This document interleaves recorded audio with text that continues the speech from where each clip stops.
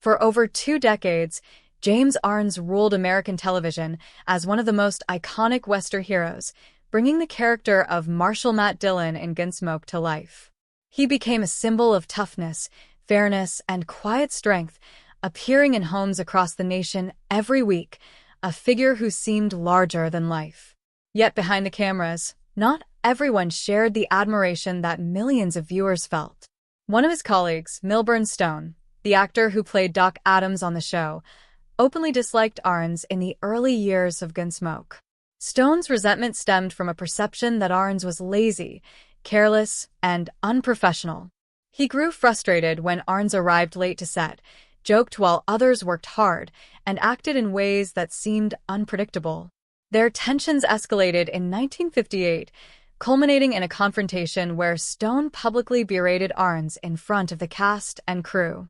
The room fell silent, with many expecting Arness to explode in anger given his massive 6 feet 7 inches frame and imposing presence. But instead, Arness handled the situation with grace, simply admitting, "Milburn, you're absolutely right." That moment transformed their relationship and earned him not only Stone's respect, but also the admiration of the crew. This incident, often cited as the main reason for the hatred portrayed in the title, shows that the conflict was more about differences in perception and personality than real malice. Behind the scenes, James Arness' life was filled with challenges, triumphs, and an unyielding determination that would define his career and personal legacy in ways far more significant than a single argument on a television set.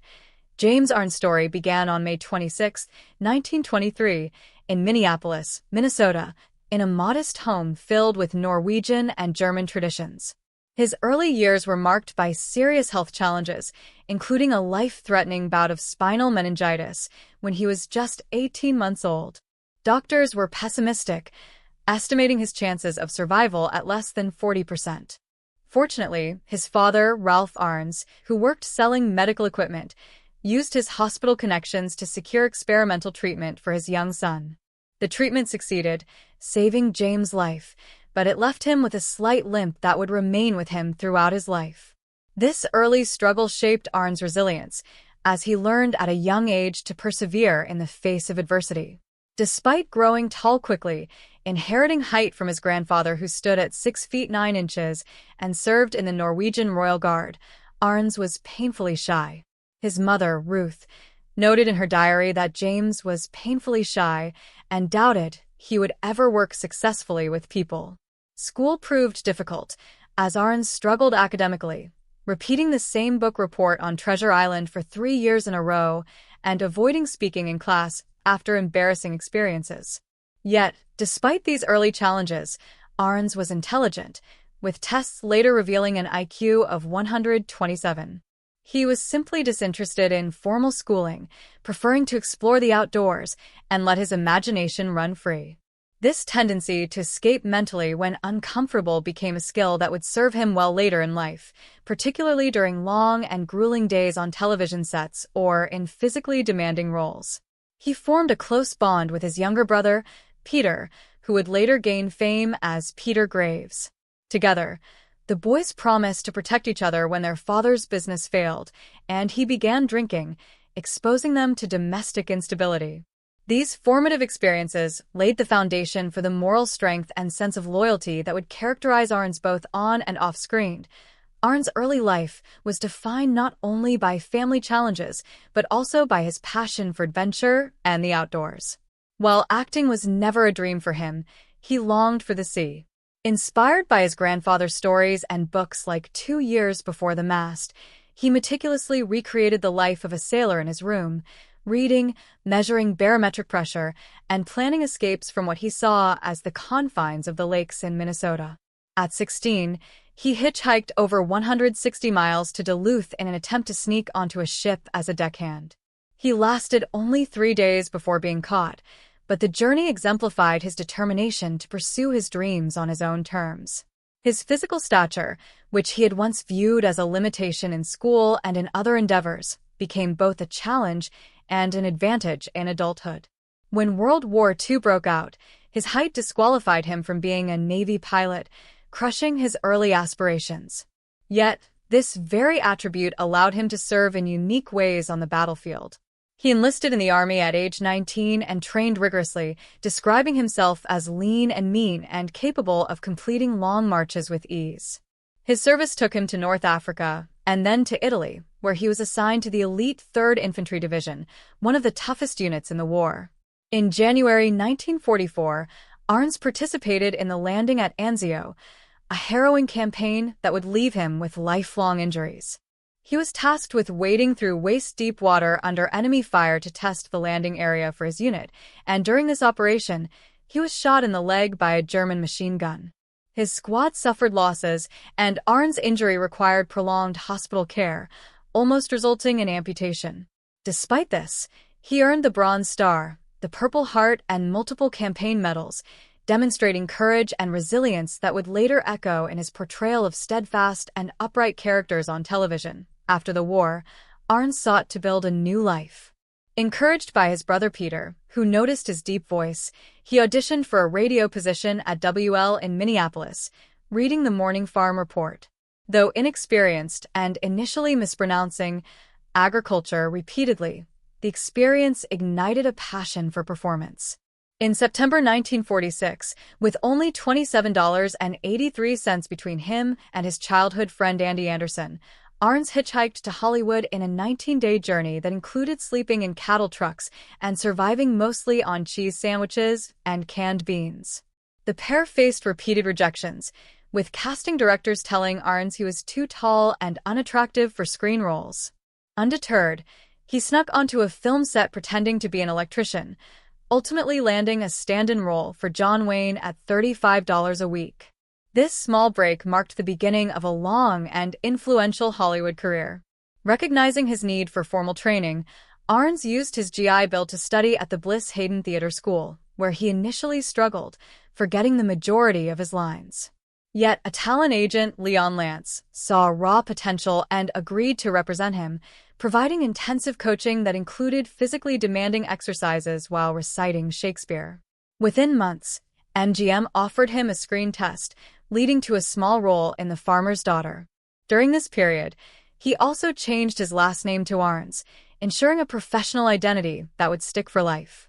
These early experiences demonstrated a recurring theme in his life: persistence, adaptability, and turning obstacles into opportunities, qualities that would define both his career and personal character.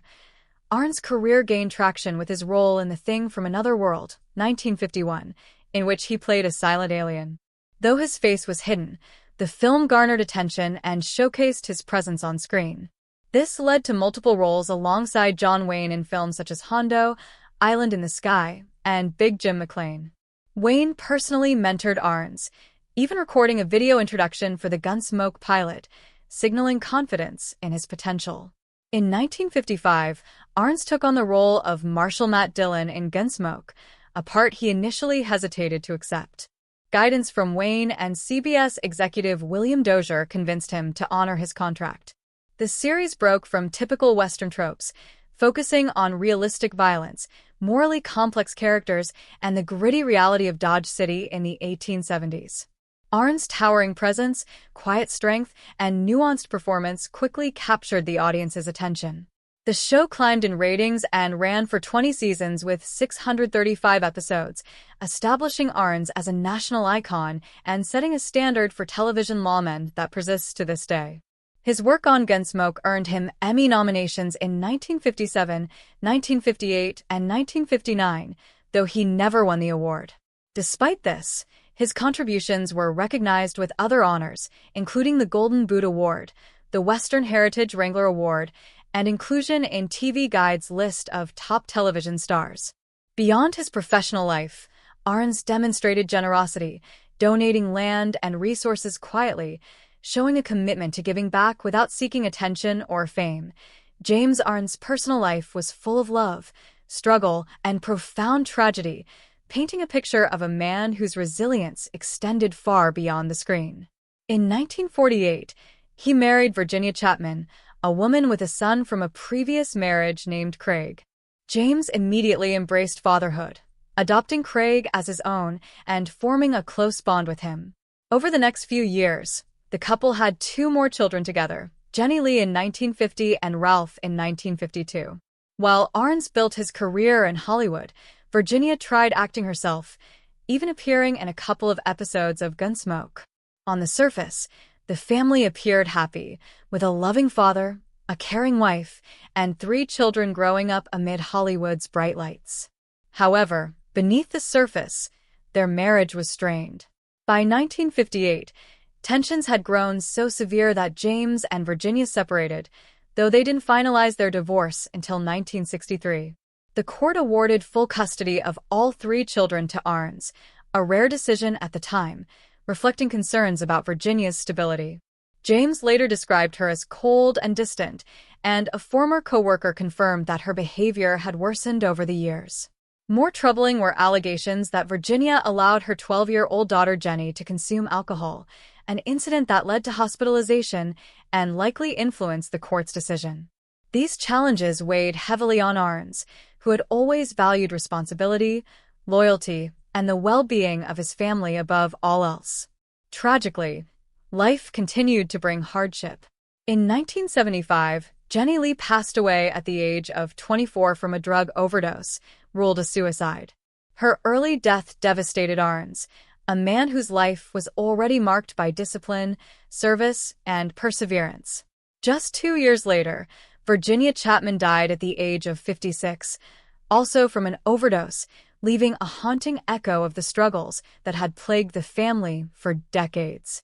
Despite these personal tragedies, Arness maintained a strong moral compass and continued to prioritize his children, adopting a quiet, disciplined approach to parenting that mirrored the values he embodied on screen as Marshall Matt Dillon. After these early personal trials, James Arness found stability and love again. In 1965, he met actress Thordis Brandt, and the two shared a passionate but turbulent relationship.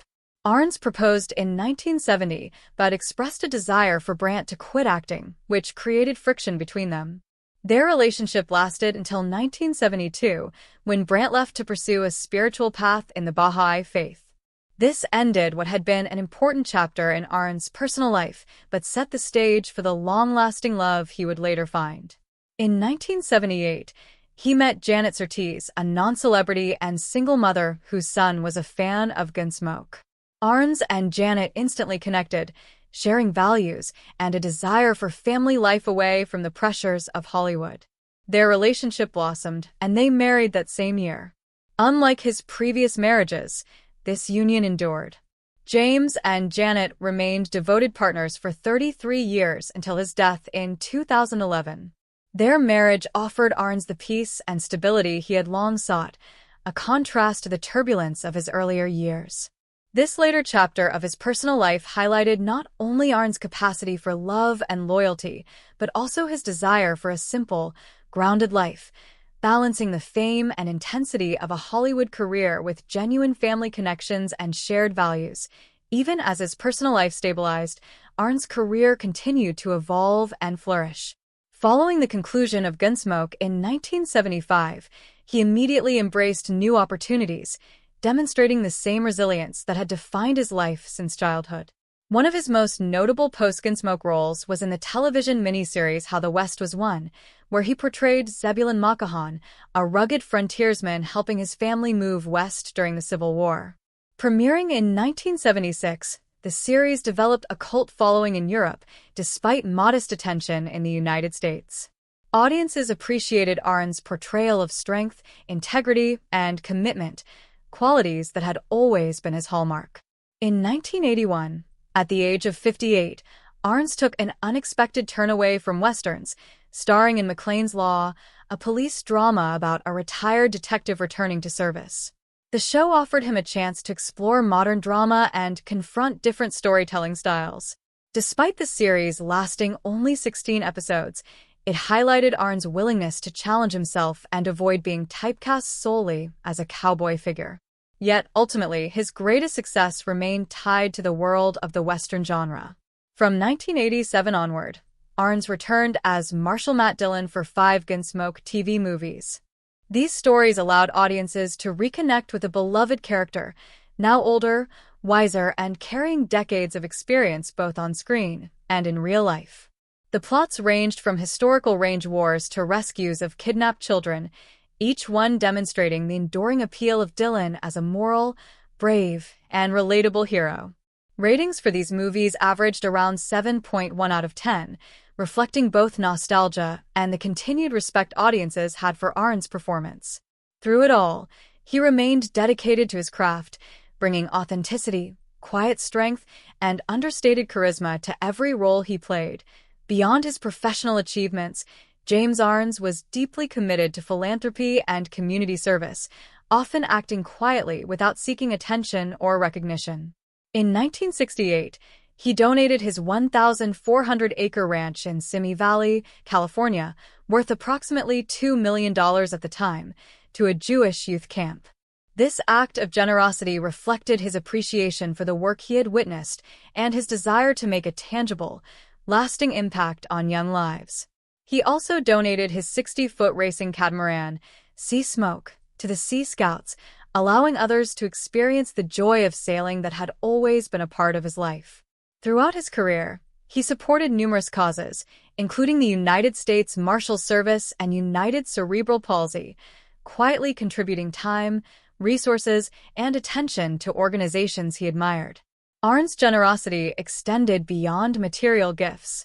He took time to mentor younger actors, encourage colleagues, and help others navigate the demanding and often unforgiving world of television and film. His philanthropy and willingness to give back reflected the same humility, discipline, and integrity that characterized his performances and personal life, ensuring that his impact extended far beyond his roles on screen. Even with a career spanning decades, James Arness never stopped earning recognition for his contributions to television and American culture. On February 8, 1960, he received a star on the Hollywood Walk of Fame at 1751 Vine Street, a small but lasting tribute to his enduring impact. The star marked a formal acknowledgement of the work that had made him a household name, yet Arness remained humble, never letting fame define him. Beyond this, his contributions to the Western genre were honored repeatedly. In 1981, the Western Performers Hall of Fame celebrated him for his unforgettable portrayal of Marshal Matt Dillon, placing him alongside some of the greatest figures in the history of Western cinema. People magazine recognized his cultural influence in 1989, ranking him number 6 on their list of the top 25 television stars of all time.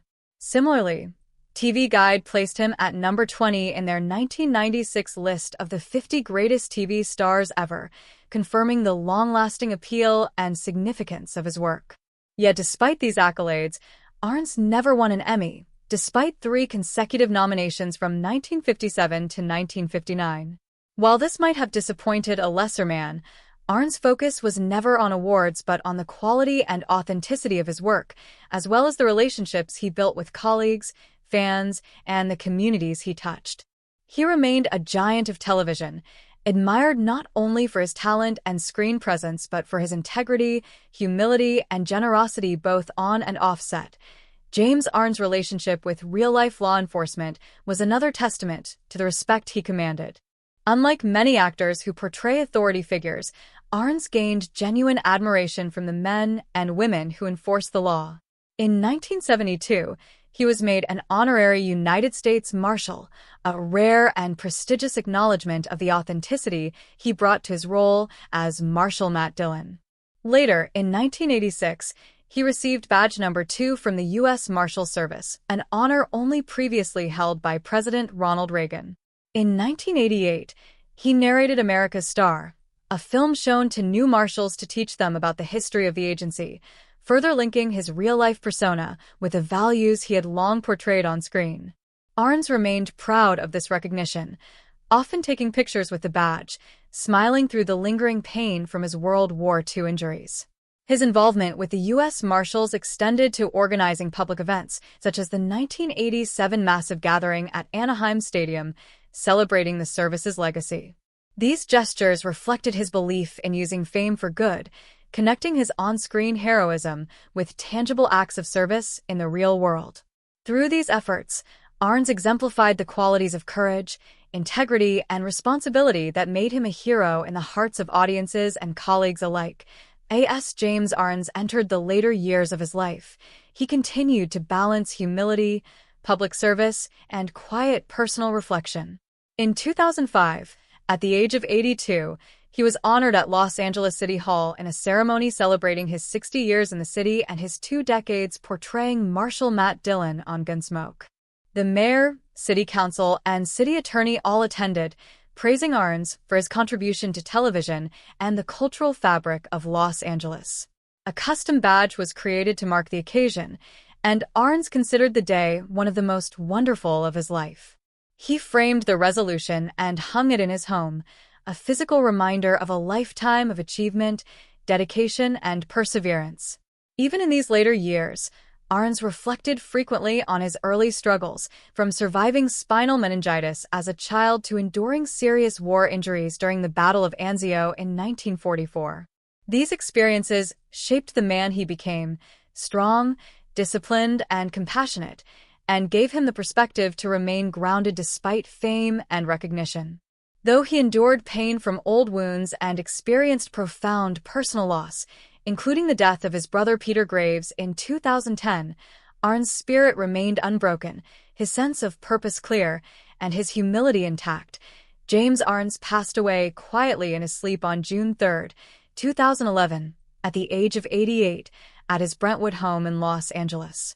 His death came just 15 months after his brother Peter Graves, the star of Mission Impossible, leaving a void in both his personal life and the entertainment world. Arness left behind his wife Janet, who had been by his side since 1978, and his son Ralph, once a world surfing champion. True to his character, he had prepared a letter to be posted on his website following his death, thanking fans for their support and for sharing in his work on Gunsmoke, The Thing from Another World, How the West Was Won, and other projects. In this letter, he reflected on what he considered a wonderful life, one marked not only by professional success, but by meaningful relationships, personal integrity, and giving back to the community. His passing was mourned not only by fans worldwide but by colleagues, law enforcement officials, and those who had benefited from his generosity, demonstrating the deep and lasting impact he had made both on and off screen. The legacy of James Arness is one of resilience, humility, and enduring influence. From a shy, insecure boy in Minneapolis to a towering presence on television screens worldwide, his journey was shaped by challenges, hard work, and steadfast character. He survived near-death illnesses, war injuries, family struggles, and personal tragedies, yet he continually rose above adversity, transforming obstacles into opportunities. His portrayals of lawmen, frontiersmen, and other heroic figures were informed not by pretense, but by a lived understanding of responsibility, honor, and courage. Beyond acting, his philanthropy, quiet generosity, and respect for real-world heroes cemented his place as a figure who transcended entertainment. For over 2 decades, he defined the archetype of the Western hero, leaving a template still admired today. In the hearts of audiences, colleagues, and communities, James Arness remains not only a beloved actor, but a real-life hero whose life story continues to inspire those who seek to balance fame, talent, and integrity with kindness, service, and resilience. For over 2 decades,